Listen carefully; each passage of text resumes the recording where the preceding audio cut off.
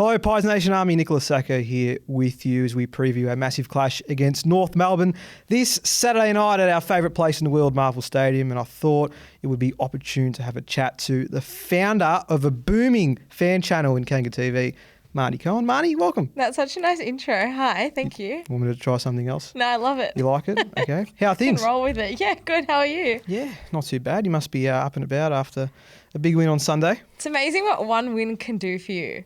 Like, ever since Good Friday, it's sort of been getting closer and closer and closer. And then a couple of weeks ago, we had the draw against Brisbane, finally had the win. And as ugly and as gritty and as heart attack worthy as it was, nothing but relief and joy, the final siren against Richmond. Yeah, relief's a funny one because I listened to Nick Larkey on SEN yesterday and he said that was the feeling he had post-siren, not necessarily joy because it had been so long and you'd been building towards it. So that was the feeling, I guess, speaking for all fans, that relief? Yeah, I think relief, and honestly, it didn't, like, for me, and I can't speak for all fans on this part, but it didn't kind of feel real at one point for me. Like, I go every week with my family, so I celebrated with them, and then they allowed fans onto the ground after the game, and I just sort of sat in the front row there and just like watched everyone on the field and just sort of let it sink in. I think because so many times this season we have come so close to winning and then it's slipped away from us for one reason or another. I think part of it was, like relief that we'd actually done it, and then also just allowing it to sink in and be like, no, this is actually ours, and then enjoying it for the next 3 days after. Oh, of course. I spoke to one of your good friends, Josh, earlier in the week, and he didn't feel that confidence in the final term because, not to bring it up too often, but you haven't had the ability to go on and win games when you've been in those tight situations recently. Yeah. What was that feeling like heading into the final quarter, knowing that you were thereabouts again, but you just had to put the finishing touches on? Yeah, I mean, look, the game was definitely the balance after half-time. We got out to, a 4-goal lead at quarter time. It's the first time this season we'd won a first quarter, and then Richmond fought back in the second, and it was pretty much a seesawing affair in the second half. And we kicked our last goal with 20 minutes left in the game. And I think that's a really underrated thing for us. A lot of fans, were almost disappointed that we didn't win by more. We could have won by more. And I do get that. I totally understand. But I think there's a beauty in us being able to weather the storm for 20 minutes. Richmond had plenty of opportunities. They missed a couple of shots late in the game as well. And so for us to find a way to hang on, for the defence to stand up, I don't think you're ever confident as a North fan. I mean, round 14, 2024 has been the talk of a lot of North fans. And, I've spoken to plenty of people this week and it always comes up. And if you can't be confident 9 goals up, 5 minutes into the third quarter, how are you ever going to be confident when there's a goal in it, with 20 minutes to go? But like I said, I think there's power in being able to find a way to win that game. And I think you've actually got to take it, and hopefully that boosts our confidence heading into Saturday night's game. I'm glad you brought that game up last year because that gives me permission now to talk about it for the rest of the pod. So thank you very much. No worries. Free hit. No, we were just freaky that day. I still reminisce about how the hell we managed to win that because I don't even understand what we were able to do. I think I'd turn the TV off. Okay, that's enough. Okay, all right. Jeez, that's enough. Thank you. Well, before we get into anything else, tell me about Kanga TV and how it all kicked off, because you've obviously done a lot with North fan channels over the years and you've been a part of the journey in different aspects, but now you've gone on your own and you've really built it up pretty well, I must say, over the start of the season. But tell me a bit about how that came about and why you wanted to be part of that journey. Yeah, so I started my first blog called The North Melbourne Opinion in 2011. I was about to turn 17, or I just turned 17, and I knew I wanted to be a journalist and I wanted to write about AFL, so I thought that would be the best way to start. I was able to grow a bit of a following and kind of start getting my name out there really early, and then I continued that through uni, and then I got a job in journalism. So I pivoted a little bit. I moved away from doing my own stuff and I just did other bits and pieces on the side while I entered the workforce. So it was podcasts, and then there was other websites and things like that. that. And I did that for a really long time, like maybe 8 years or so.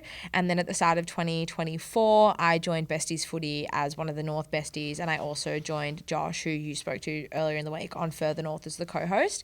And as the season went on, I found a new love and passion for it in a way I hadn't felt since I was, 17 years old. And I decided at the end of last year to take the leap of faith and bring things back onto my own terms. And there isn't a dedicated North Melbourne fan channel. There's so many amazing podcasts out there and websites and blogs and people doing amazing things, but there was no dedicated YouTube channel.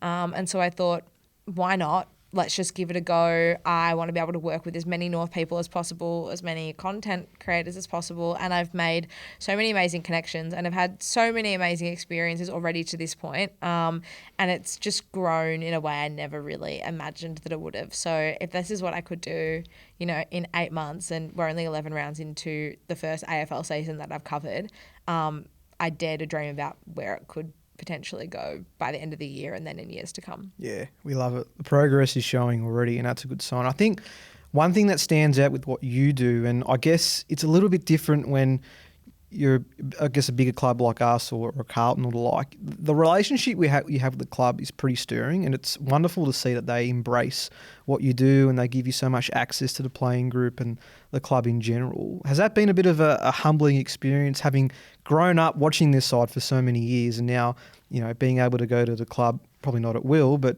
or I should be there all the time, I'm assuming, but I guess just having the opportunity to connect with the players and in turn allow that to be more of a bridge between the fans and the club?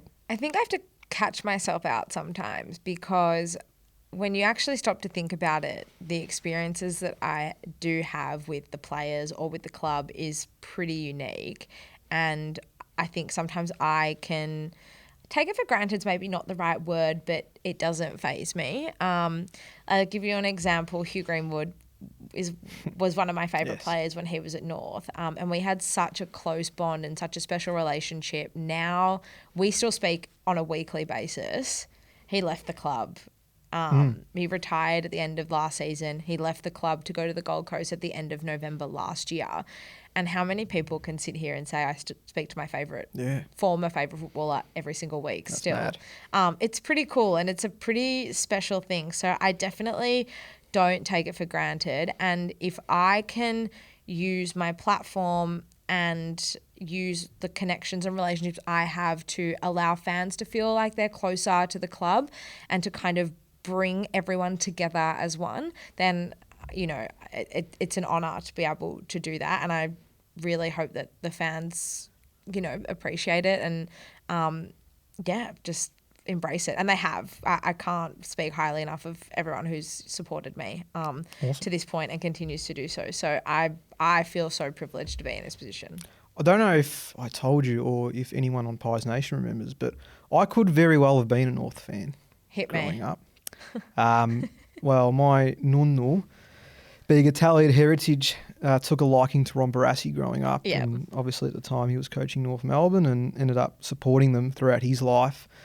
But my dad just decided to take a different route, and my uncle, so his brother, when he came from Italy to Australia, followed Juventus and they were black and white stripes, and Dad ended up taking his liking. So it could have been very different. I could have been joined.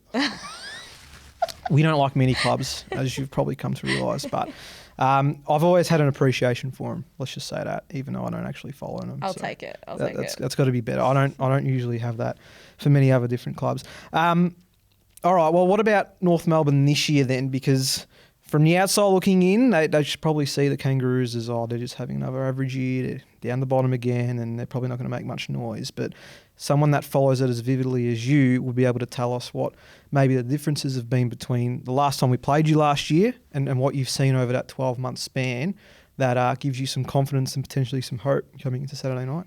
Yeah, I think it's definitely been a more well-rounded start to the season. So for those who don't know, we actually didn't win a game last season until after the bye, whereas we're sitting here. So this is our last game before we have our bye this year.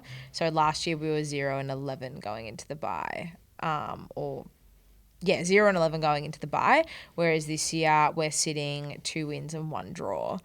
with a game in hand heading into round 11. So we're definitely, from the win-loss perspective, we're a lot more even ledger. I think when you break it down, there's obviously improvement. I mean, like I said, the wins will come to show for it, but also our percentage is about 20% better than where it was this time last year. I don't think we lost a game by less than maybe 6 or 7 goals last year before the bye. So it wasn't even like there were any narrow defeats. Like, we were getting pumped every single week.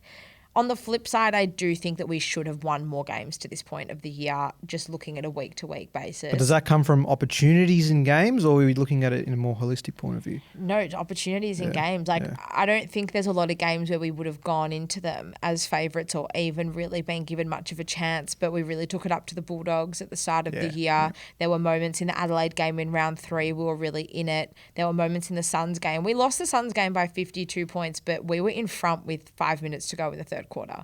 So, I mean, how quickly that turned was, outrageous. And then, obviously, after Good Friday, we've had 4 really consistent performances, 2 narrow defeats, a draw, and then we obviously beat Richmond last week. So, I think we are a lot of the time to blame for not winning those games, being unable to capitalise on opportunities early on, and then in games just not being able to do enough in a short space of time to come through with the win. So I'm really hoping that the win that we had against Richmond will really give us a boost of confidence, not just heading into Saturday night, but for the rest of the season, that if we really do put all the pieces together, we can go on and still have a good year and win, 6-7 games to finish off the season. Yeah, okay. So you spoke about, obviously, the draw with Brisbane, and you were relatively competitive against the likes of the Bulldogs and Adelaide. Would you say that North are a side that stands up when you play those bigger sides, or you have those bigger occasions, or is it just purely in one way luck of the draw about what you might expect from this side each and every week? I think a lot of it is mental. I think we have look, our skills are not at the same level as a Collingwood per se, and that will probably be quite obvious on Saturday night. And there's reasons why. Yes, we're very talented, but we're young and we still have a lot to learn, and we obviously still have skills that do need fixing. But I think a lot of it is mental, and I would say we like being in the position of being the hunter rather than the hunted. And Sunday's game against Richmond was a great example of that. We, kicked 6 goals in the first quarter, and then Richmond just chipped away at us. And like I said, it was a bit of a seesaw for the second half, whereas we've been in positions against Essendon, we've been in positions against Brisbane, against Port, where we have started sort of on the back foot and then clawed our way back into games, and then either we're unable to hang on and we hit the lead, or we're unable to just hit that final gear to actually win the game. Yeah, okay. There's always something missing, and I just think a lot of that is mental because we have lost so many games over such a long period of time. That's why I think no matter how ugly the win was on Sunday, it was so important for us to actually get that reward for effort, because that will hopefully boost us moving forward for the rest of the year. Well, I guess that's where that relief feeling comes in, knowing that, okay, we can get over the hurdle. Let's see what happens next. What about the Pies? Have you been able to watch us much throughout the year? What do you make of us I have watched a bit this of the Pies. Frighteningly good. Like, scary good. Yeah. Okay, it's nice. I can see you. I've got to enjoy it while it lasts. No, because we're still very early in the year. I think the thing for me with Collingwood, and I haven't watched too many games in full, but the one that will always stand out to me is Anzac Day. Wet weather football, and you're playing like you're under the roof at Marvel. Like, the skills are just sublime. Your efficiency, both entering the forward 50 and then in front of goal, is outrageous as well. And then obviously you've just got some of the best players in the competition. It's not all about having 23 superstars take the field every single week, but it's having the guys who play their role and know what their roles are, and then allowing the stars to shine. I think the other thing, and I'm sure there's been a lot said about these guys on a week-to-week basis on the pod, your veterans are just superior. Insane. I mean, Steele isn't playing this week as he managed, but, what he's doing at his age is insane. He doesn't look like he's slowing down. Pendles, while he's managed here or there, same thing. You've got guys that are just constantly showing up, and then the additions of Houston in the side, and there's so much to like. And I think all of that, or a big part of that, comes down to Craig McRae and his real one club mentality, his real positive reinforcement. And I think events over the weekend in his, post-match interviews, he really humanises football. And I think he probably makes every single player on the list feel like they're important and really make them feel like they're part of building something great. And I think that's a given across any club in the competition, but there's something about his ability to kind of connect with just about anyone. I mean, I almost teared up watching, various bits of him over the last, week. So if I could do it being a North fan, I can't even imagine how it would impact the Pies fans or the playing group or the coaching staff, et cetera, et cetera, et cetera. It's a blessing, that's for sure. Yeah. We couldn't be luckier to have him leading the way. And what I found pretty interesting was that last year when things weren't going as well and we weren't winning games on a consistent basis, his demeanour never changed. Yeah. And the face that he presented out to the public was still that positive reinforcement and ensuring that, these players are giving their 100%. And we could see it on the field. It was just for factors out of our control. We weren't able to get it done last year. But, I think the veterans part of the discussion here is something that's pleasantly surprised me throughout the season. We try not to get caught up in external noise, but when you're Collingwood supporters, it's just pretty much part and parcel. After round 0 against GWS, that was the talk, and these old blokes, they can't get it done.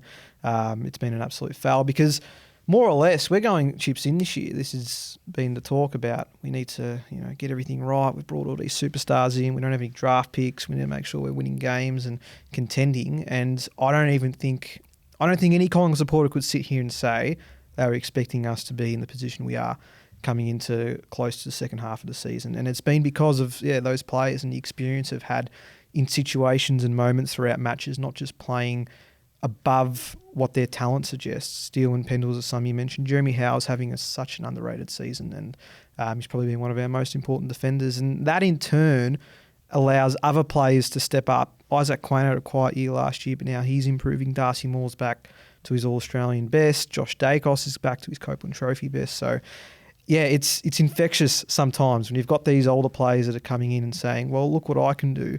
There's no reason why you can't. And it just lifts everybody. So, it's certainly been nice, but I know that this competition isn't won in May, so I'm really trying to keep a lid on it. If you listen to some of our fans throughout our pods every week, the lid's gone. The lid can't be found. You know what, though? I think there's something in that, and I know if I was, in your position and look, Collingwood won the flag 2 years ago, and there hasn't really been a long period of time for a while where you've been really lingering. I mean, it's probably been, a couple of decades since you've really been at the bottom of the ladder. Bottom, yeah, I'd say. Yeah, so if I was in your position, I would just be absolutely enjoying it. Like, I know when North start to rise up the ladder, premierships aren't won in May, sure, but there's nothing to say you can't enjoy it and you can't be insufferable and you can't just get around each other. I think that is something that I know we contribute to the media landscape,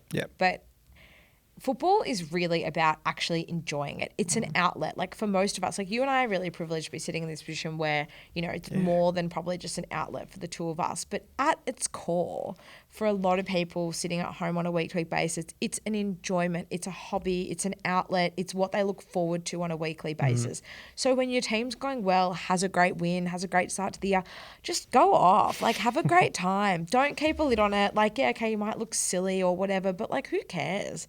Like, why can't we embrace it and enjoy it? It's a good perspective to have. And I guess we bring so many expectations on ourselves as fans that sometimes we forget about that true element. And I probably, I look back at 23 and just thinking, we're in such a good position. We need to win this game. And then we win the qualifying and we go on and on and on. And it's not until you actually are fortunate enough to win a premiership in that situation do you sit back and think, oh, gee, this is pretty fun. Yeah. And then the expectation comes again. And look, maybe it's a little bit different for Collingwood supporters just because of the sense that, we're a big club and we get talked about and everybody hates us. So it's like we need to make sure that we're actually winning games, and then, we get defensive and we start blaming and it's probably a little bit different, but it's good to remind ourselves And I think, I guess without trying to go into a different direction too much, when you look at some of the unfortunate events that happened in the last week in the football community, it does bring those into perspective, and that it is just football at the end of the day. And yes, this is an outlet for us, and we're very grateful to be here. But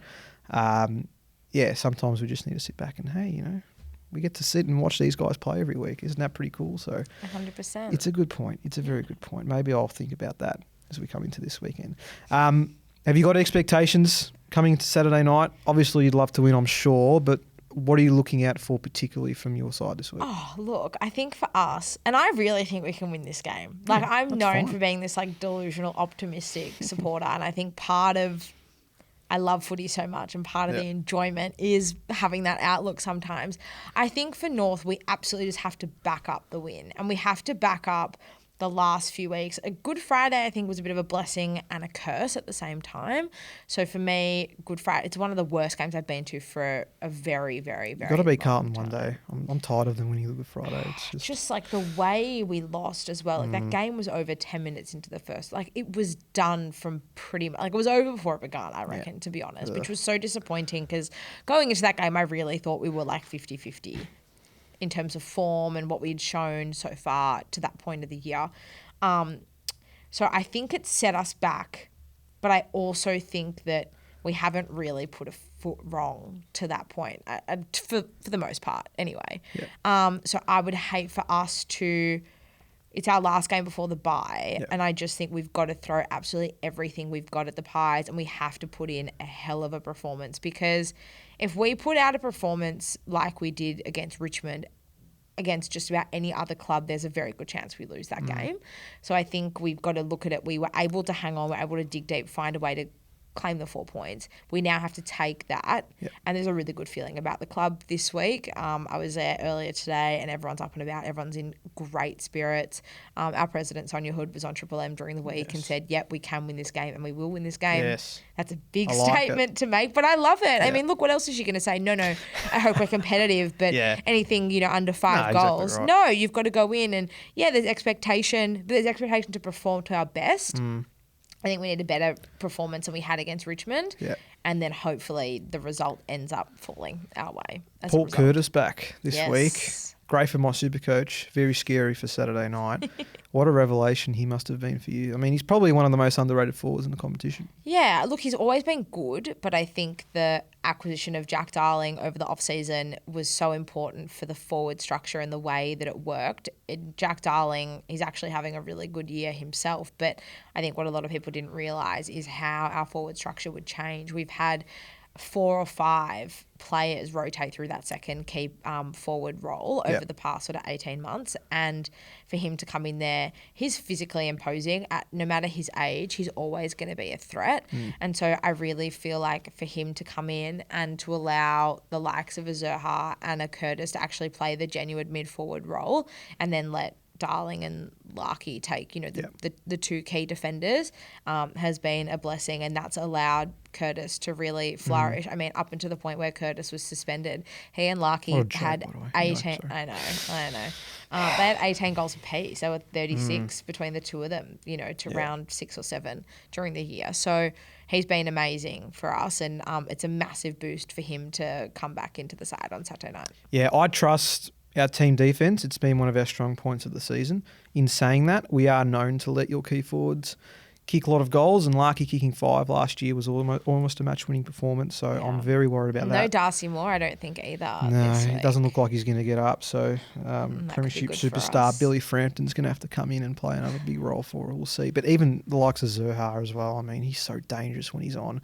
Just such a hard player to stop. One I do want to talk about, and I spoke about this with Josh on Further North last year and even a bit this year.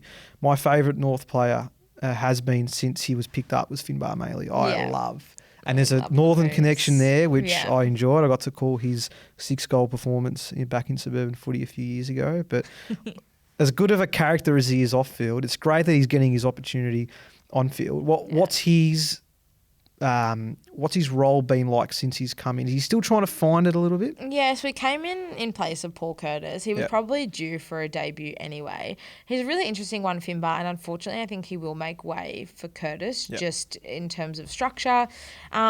He is a key forward. He is a fantastic mark. Like his set of hands, a contested mark is unbelievable. I think there was a lot of questions about his ability in front of goal, which is potentially what delayed what delayed his debut. But he kicked a goal on debut. He was unlucky to not get the second, but he ran out the shot clock against Essendon. He kicked a great goal against Richmond last week. He was a bit quiet against Brisbane in between.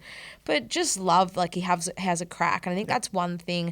That whole play the kids thing, it's not necessarily about playing the kids for, just to get games into them, an opportunity, but you always know you're going to get 100% from them. Yep. And it's not to say that you don't get that from more senior figures in the side. And I think this year's been great for North. There's been integrity and accountability at selection with a few senior players being dropped at various parts of the year. But with these guys, you know what you're going to get with them. You're always going to get a good, hard, honest performance. Yep. Finbar's fun. He's raw. He's a bit rogue. But he has, added something creative up forward as well, which has been really pleasing to see. Yeah, we like it. I hope for his sake that he stays in the side because I'd love to see him play. You're right. You've got to play these younger guys with a purpose and not just for the sake of it. And that's been a big topic with Collingwood and what they're trying to do, because obviously you've got one of the oldest lists in the competition. Where do you fit these young guys in? I look at Ned Long as a prime example of that. Didn't get the opportunity he wanted at Hawthorn, had to work his way through, got some opportunities at the back end of last year, didn't really see a spot there. And then with Tom Mitchell and Jordan De Goey not really getting themselves right injury-wise, he's come in and now I can't see him out at his 23 right now. So you're right, the purpose is pretty important there. Ruck battle, Sherry and Darcy Cameron, arguably the two, I'm being biased with Cameron sliding into second, but probably two of the most influential rucks in the competition at the moment. Probably Max Gorn's the other one, of course. But Sherry's a clearance machine, and his battle with Nankervis on Sunday was a big telling point as to why I feel like he won the game. How do you see this battle playing out in terms of how you feel it might impact the result? It's really interesting because Cameron and Sherry are both really strong ruckmen, but what makes them great is what they can do outside of the ruck duel, and they both play really different roles, which I think is really interesting. So you've got Sherry, who, as you mentioned, is a clearance machine. He's also a tackling machine. Yes. His closing speed is pretty good as well. I remember last year against West Coast. That's the only thing I remember that stuck out for me in that game. That chase down tackle on Flying Ryan. And you look at Cameron, and he can be a really strong pillar at either end. Yes. So he can either go forward and be a really great option for you forward, or he can go back as sort of that seventh defender. So I think that's going to be really interesting because Sherry doesn't mind kicking a goal or two where needed. He's got a pretty good set of hands as well, should Cameron find his way forward. Yep. I think that's going to be a big key as to where this game is won. I also feel like, for us especially, our game predominantly is built around clearance. Our team defence has definitely improved since Good Friday, especially with George Wardlaw coming back in. He's such a gun defensively as well as offensively.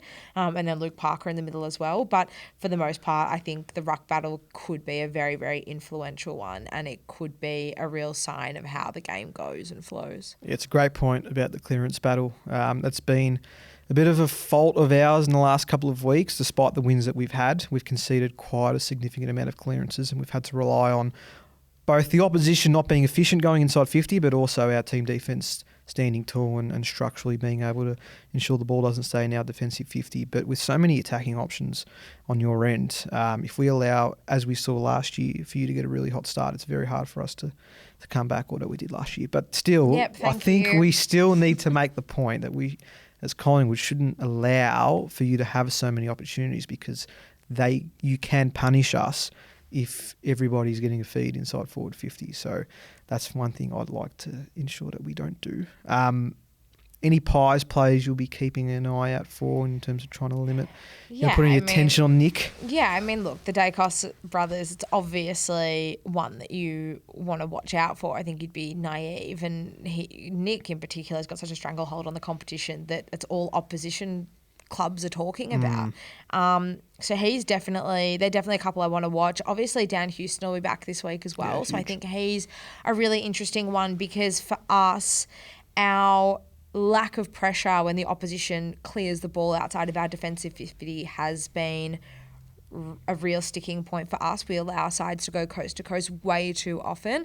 It has improved, like I said, with the team structure improving across the past few weeks. But I mean, Houston is such an elite ball user, and if he's, you know, having free reign to bring the ball out of the defensive 50 for Collingwood, that could be a real problem for us as well. I guess we would really need to look at the Pies defense and say, well, they're probably undersized. So if we were able to hit a target a little bit better, because we are the worst in the competition when it comes to disposing into our forward 50. We're travelling at like 53%, 50 something percent. Lowest in the comp by a while. So I think for us, it's got to be about not just winning the ball in the middle of the ground, but then executing it well into our attacking 50, because, you know, if we turn the ball over, and more often we do than not, it could really cost us and really hurt us when you go the other way. Yeah, we do like to generate a lot of our scores from defensive intercepts. I think that's been our number one source of scores so far in 2025. Yeah, great. You'll have a field day against North then. So, well, we'll see. Hopefully not, but... Well, again, when I spoke to Josh early in the week, I said, Marvel, I don't know if we really enjoy playing down at Marvel. He reckons you play better at the MCG than at Marvel Stadium. Agree? We never play at the MCG. No, I know you don't. Hardly play there. But we have 3 games at the MCG this year, and it's the most we've had in a season for wow. This is a very long time. This is our first Marvel game of the season, believe it or not. Marvel's awesome. Come on. As in, define awesome. What do you mean? It's warm, it's dry. I think the lack of atmosphere is a myth, and some of the best, loudest crowds I've ever seen for North have been at Marvel Stadium. Okay. It'll be packed on Saturday night. So it's all about the crowd, and you don't bring your negative energy to Marvel. Bring your positive energy and your best Go Pies. And you know what? You could just have the time of your life. I won't go full Damien Hardwick on you, but we'll see. Oh, not go full zero. All right. I want to tip in a margin, please. Well, I can't not tip North. That's fine. This is why I don't professionally tip, because That's okay. I'd be struggling down the bottom. I'll go North. I'll say 10 points. Okay. I like it. But also, like, I do see a world where, like, we do what we did to the Ds. Yeah. I'm such a freak. That was fun, though. It was awesome. It was one of the that. best games I've ever been to. All right, I'll say North by 10 points. Cool. That's really optimistic, and, yeah, I'll probably get a lot of people calling me insane, but that's fine. I'll take it. I'll cop it. Pies by 19, I'll go. Okay. I think it will still be relatively close. I know one of the big improvements we've had this year is that we haven't had to have too many close games. We've gone on and actually put sides away this season compared to having to give us all heart attacks as we did in 22 and 23. So it's been fun to actually enjoy wins a little bit more this season. But knowing us, we'll make it close. I think, without sounding too disrespectful, a problem that we tend to have, or what I've seen from Collingwood historically, is that we do play down to our opposition sometimes when they're not going as well. Although in saying that, you're in great form. I shouldn't underestimate the fact that you've, arguably could have been 3-1 on the trot coming into this game. So we should have been, but that's okay. I think that needs to be taken into account. But I'll still go 19 points. Hopefully we get the job done and we stay on top of the ladder.